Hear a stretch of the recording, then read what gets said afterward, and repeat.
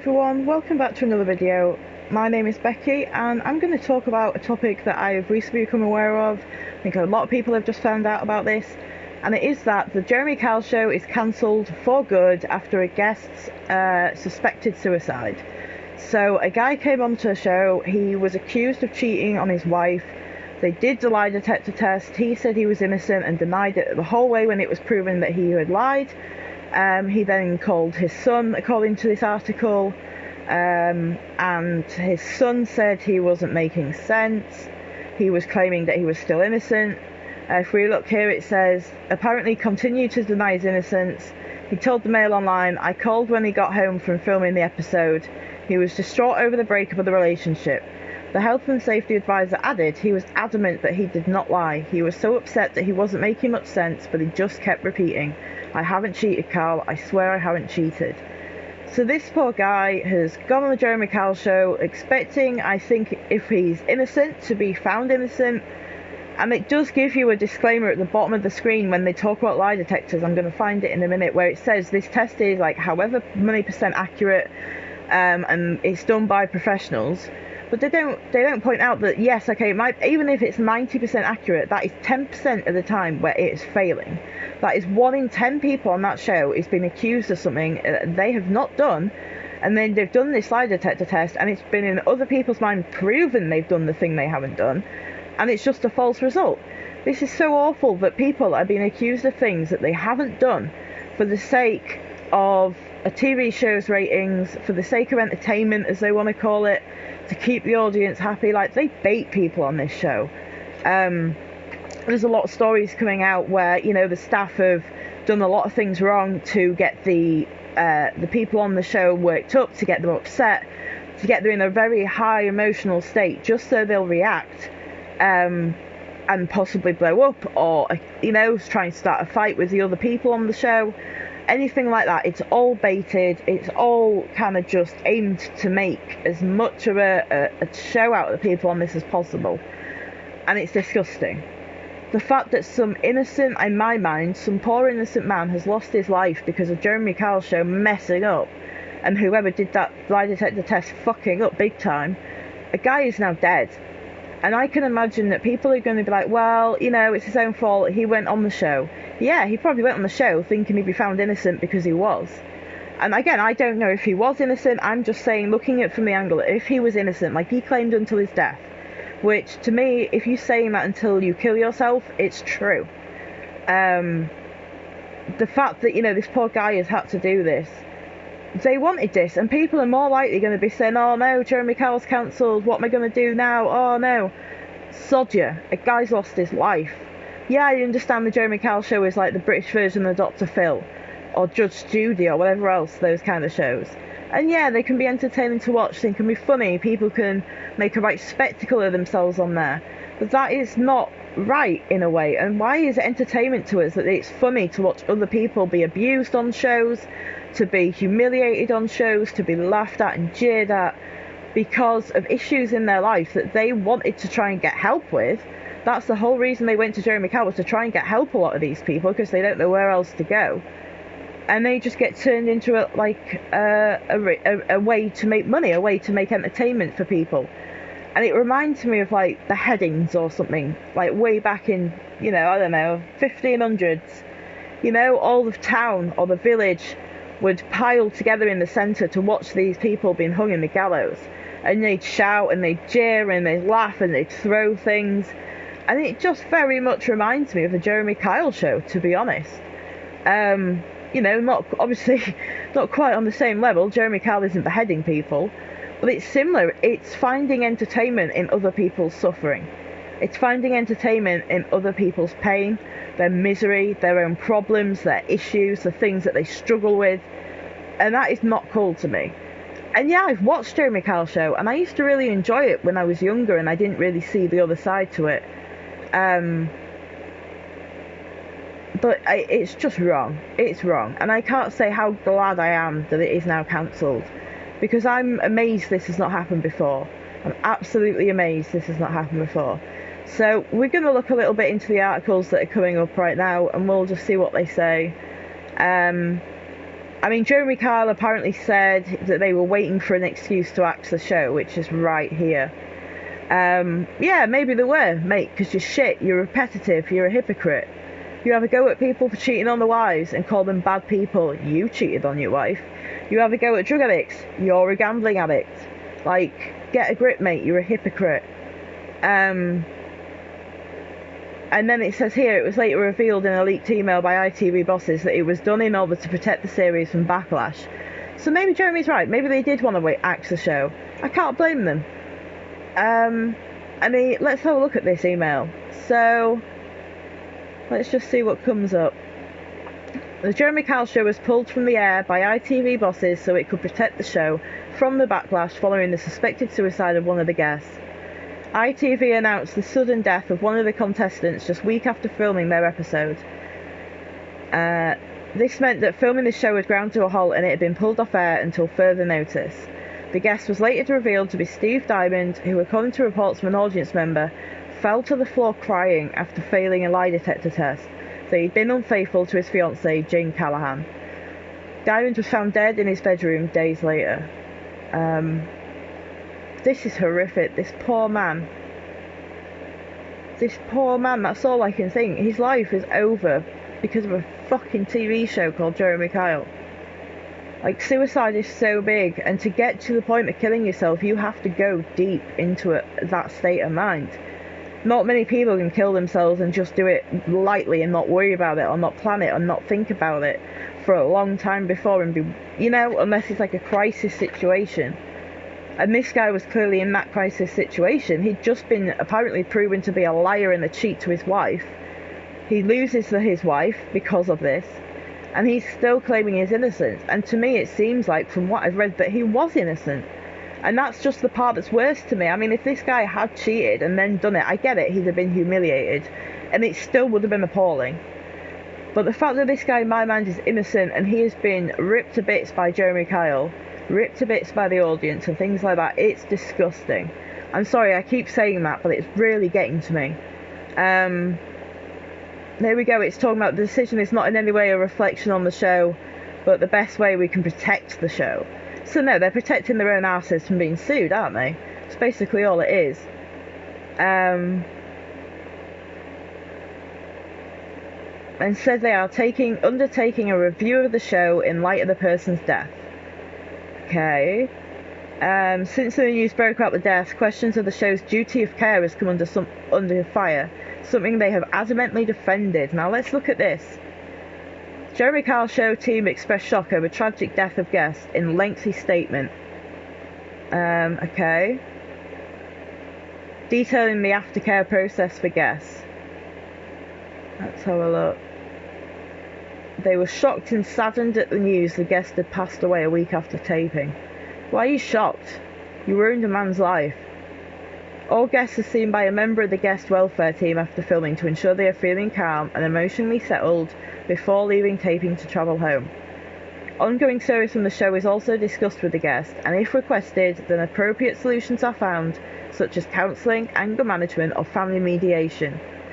So why didn't they do this for this guy? They clearly didn't. They clearly offered him no support. They have duty of care measures in place for contributors.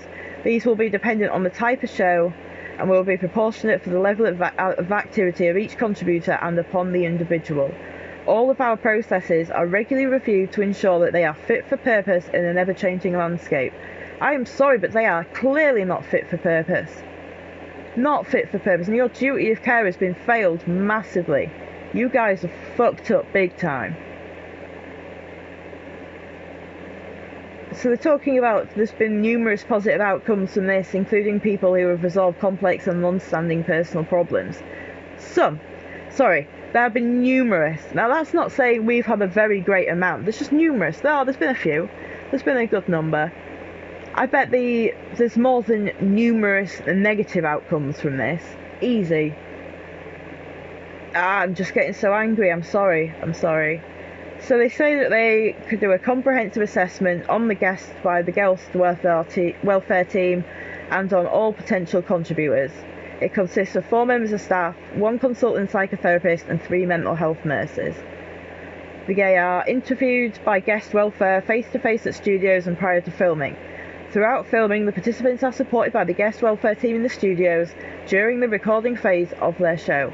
After filming has ended, all guests are seen by a member of the guest welfare team to ensure that they are feeling calm and emotionally settled before any participant leaves to travel home. That is basically copy and pasted of what they said earlier, so that makes me think it's just like a standard comment that they're trying to fit in. So, you know, they've said, oh yeah, we're sorry, yeah, put that in everywhere.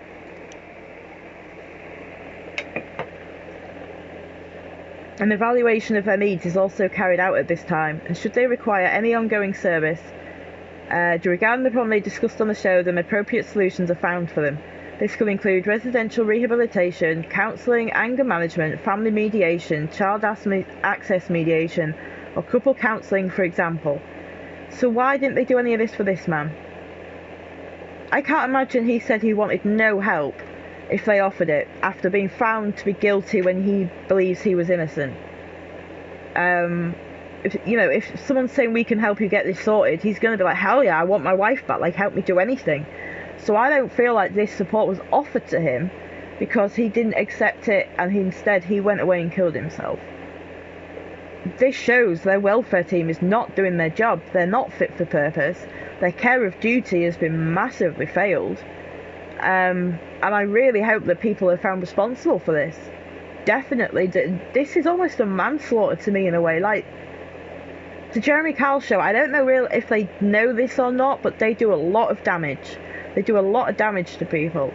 People's relationships, the image of people, and even like stereotypes, you know. It's people always say, oh, the junkies on Jeremy Kyle, all the drug addicts and alcoholics have all got rotten teeth, they're all minging, they're all inbred. Like, every person that goes on that show is viewed negatively almost, unless you're one of the lucky very few that Jeremy decides that he's going to support instead of just rip to pieces. I'm just not happy. Apparently, here we go, the production team keep in touch with the participants in the days between recording and transmission, and participants are given a production mobile contact number should they need to contact the show at any point. Okay, so just carrying on, I found another news article just talking about people wanting the show to be axed completely. And here we get a little bit more information there, and it says, in the episode itself, Mr. Dymond took a lie detector test to convince fiancée Jane Callahan that he had not been unfaithful, but they split after he failed, according to The Sun. Miss Callahan said he had been quietly struggling, but praised the show's Team F for their aftercare efforts. She told the paper they were brilliant, they were there when he needed help, they were really persistent. I'm sorry, I don't think they were. If they were brilliant and they were there when you needed help and they were persistent, he would still be alive right now.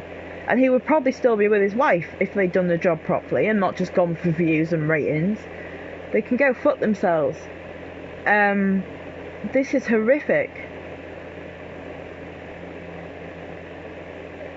It's just awful. And this is where she says his ex-wife says, Miss Callahan, and said he had been quietly struggling, but praised the show's team for their aftercare efforts. Quietly struggling is the thing that happens before someone kills themselves a lot of the time. People might think, oh, they're a bit quiet at the moment, they're a little bit down, they're a little bit off. Oh, I'm sure it's nothing, and they don't ask the person. People quietly struggling are usually the ones going through the most, because they're so scared to unburden people, to share what's going on, because they feel if it's too much for me, it'll be too much for my friends or my family or my loved ones. And they keep it in. And then when you keep mental health or like suicidality just built in, it grows. It feeds off your fear, it feeds off your depression and your upset, and it just gets worse and worse, and eventually it becomes the only option in your mind. I've been there. I've been the quietly struggling one, and I've been at the worst points in my life at those points sometimes, where I've been like, I'm going to kill myself tomorrow, but I can't tell anyone, so I'm just going to have to do it. And that's, you know, people might have noticed afterwards that I might have been a little quietly struggling, as we say here.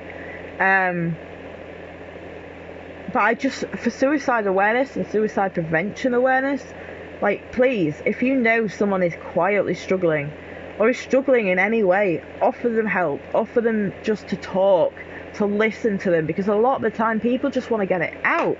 They want to feel like someone cares enough to listen to them. They want to feel like someone cares enough to talk to them about it and just be with them.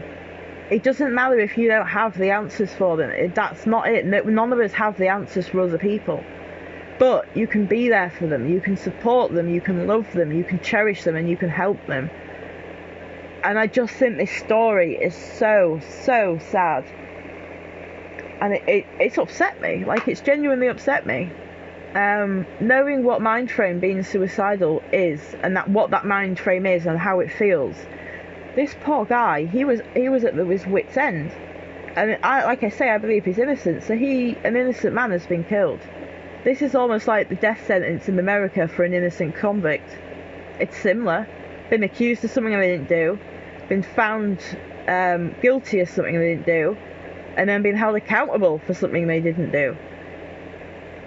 This is shocking. Okay, so here we have some more information. This is more talking about the man himself. Let me just see where it was. Steve Dymond, yeah. So he'd only just reconnected with his estranged son, and learned that he was a grandfather. So this guy had things to look forward to. He had good things in his life. And we can kind of get a bit of an understanding of his mind frame as we read this. It says he had filmed his appearance on the Jeremy Kyle show earlier this month, but it has now been claimed by his landlady Shelley that he had returned from the show sobbing and distraught, and he told her it's all gone wrong. After failing a lie detector test on the show, she told the newspaper 4 days later he was dead. I really believe it was the show that tipped him over the edge. This is awful. Like, absolutely awful. Is anyone else just not bothered by this? Like, I mean, is anyone else bothered by this? I don't go on Twitter, so I can't see what's going on there. I'd love to know what other people's opinions are, because this is horrific to me. Like, absolutely horrific. I'm just trying to find a link I saw that I wanted to check out. Sorry, hang on. Okay, so the next article is on the Metro, and this is talking about how Jeremy Kyle was emotional after he told fans that the counselor on his show, Graham Stanier, saved his life during divorce to his ex, Carla Germain. Now, this is kind of ironic to me, right? So he got emotional, he thanked the guy for saving his life, he revealed that he moved in with Graham after the 13-year marriage to his ex-wife collapsed in 2016. They were granted a quickie divorce over his unreasonable behaviour. He then since moved on with his children's nanny, Vicky Burton, to whom he proposed last year. During today's instalment of the talk show, Jeremy and Graham sat down for a Q&A with a studio audience where the notoriously fiery star showed his softer side. After being asked if they'd ever had a big falling out, both pals nodded along in agreement. One, Jeremy said, we did have sort of a bust-up. Graham grinned. I don't think we argued, I think I told you off. And without remotely fighting back, Jeremy thanked his co-star in one of the most surprising turns to ever take place on the Jeremy Kyle show. I have to say, when I got divorced, sadly 3 years ago, I lived with this man and he saved my life, he told the crowd, who whooped and applauded the pair. Jeremy also opened up on his battle to quit smoking after 35 years of puffing on 25 fags a day and the death of his mother, admitting he didn't cope very well. She was the most important person in my life, he explained, looking up at the ceiling. So I'm not being funny. He knows what it's like to be low. He knows what it's like to have your ex-wife leave you. He knows what it's like to have these situations happen where everything goes wrong. And he didn't give a shit enough about the other guy going through it, the guy that died, because it's just, oh, it's someone else, it's not me. And to be honest, this is what I see with Jeremy Kyle. It's one thing for him and it's another thing for everyone else. He's the perfect one, even though he cheated on his wife, gambling addict. He then got with his children's nanny after his wife split up with him, and then proposed to her a year later. Like, is it just me? Is that not a bit bizarre? Like, if he's got with the nanny, then he was thinking about the nanny the whole time that they were there in that marriage. Like, you don't just suddenly go, oh, I never knew you existed in a love way, come here. I'm sorry, I'm completely ranting now. Like, I need to get off this video, but I really want to make the point that this man has died for nothing, basically for views and ratings, and yet the episode isn't even going to be aired, so the show can't even get anything from it. Like, what was the point? A guy has died for absolutely nothing. Nothing. It's awful. It's absolutely awful. And any suicide upsets me because I know that state of mind and I know how awful it is and how scary it is. And yet people like Jeremy Kyle and shows like that, they don't care about the damage they do. They just care about getting money, getting more views, getting more watchers, making the audience laugh and cheering along. And it's just wrong. This poor, poor man. Okay, so right here we have some tweets from Katie Hopkins, my least favourite person in the world, minus the witch Theresa May. No, I'm joking. She's not quite that hated in my mind, but she's a cow. I think we all know it. And she made a point about how Jeremy Kyle's show had 3,320 episodes, 16 series, and only one death, suspected suicide. The ITV pulled the show, mass hysteria, the mob mobilises. Then she compares it to Love Island. 148 episodes, 4 series, 2 deaths, suspected suicide. ITV celebrates success, most watched non-terrestrial programme, 2019 promo underway. Now, I understand that. I get the point. The numbers make sense. The probabilities and all the averages and things, yeah, fine. They're completely wrong. Off, I mean. But at the same time, like, to me, it doesn't really matter how many episodes there were or how many series. The fact that anyone has died from this is an issue. And if 2 people have died from Love Island, then I would want to pull that too, especially if it was suicides. If your show is having such a negative impact on the people that are coming on it that they will kill themselves or self-harm or be depressed, get mentally unwell, then you have an issue with your show. You are not doing something right. You are not doing it respectfully. You're doing it more for the shock value and the apparent entertainment value, because it's like watching a car crash. That's kind of what it seems to me. It's like people like watching things that they know they shouldn't watch. People like to see things that they think are maybe quite private or personal to someone else, and it's quite voyeuristic. And a little vicarious, like, you know, they're living their life through other people and watching other people do things. I don't know. I'm going to have to stop it here. But I am just so sad for this poor man. And obviously for his son and his grandkids that have just come into his life. You know, his poor son has only just got his dad back and now he's gone because of Jeremy Kyle's show. It's awful. It's just awful. I'm sorry that I've ranted through most of this, but I really wanted to make a video on this regarding the suicide aspect. Because as you know, this is a mental health channel. I want to do work on suicide awareness and suicide prevention. And so the message I'm going to leave you with at the end, which is something I've already said in this video, is please, please, if you see any sign of people suffering or struggling, try and help, try and be there for them. Even if you can't provide financial things or you can't provide material things. A lot of people just want to be listened to. A lot of people want to feel cared about. They want to feel like someone understands. And there's that phrase, a problem shared is a problem halved. And I think it's true. If you're keeping something inside of you on your own this whole time, it eats at you. And it only just fuels that suicidality and that feeling of hopelessness and worthlessness. And yet if you share it to someone, it's like, oh, it's out of me. It's shared. It's out there.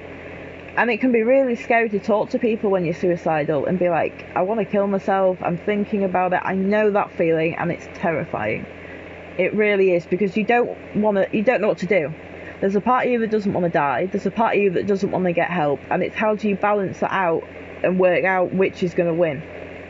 And so please, if you see someone struggling in any way, offer them help, offer to listen. Even just give them a hug or a hat, like offer them a hand and let them hold your hand. Like anything. Just be there for the people around you. Be there for the people that need you, because they could be gone so easily. So easily. And I want to say that if you're suicidal, please get help. Please. I'm going to leave some hotline numbers and some email addresses and things in the description, so have a look there if you need any help. If you want to chat with me, you want to talk about anything, leave me a comment, that'd be great. I'm more than happy to talk to any of you. Any questions I'll answer, whatever. And yeah, I hope you enjoyed this as much as you could enjoy this, I guess. And I hope I made my views clear and kind of concise. I think I've rambled a little bit and I've ranted a lot, so I apologise for that. But thank you very much for watching. My name is Becky. I really appreciate you guys. If you'd leave a like and subscribe, that would be amazing. Turn the notification bell on. And yeah, thank you. Stay cool, stay safe, guys. Bye.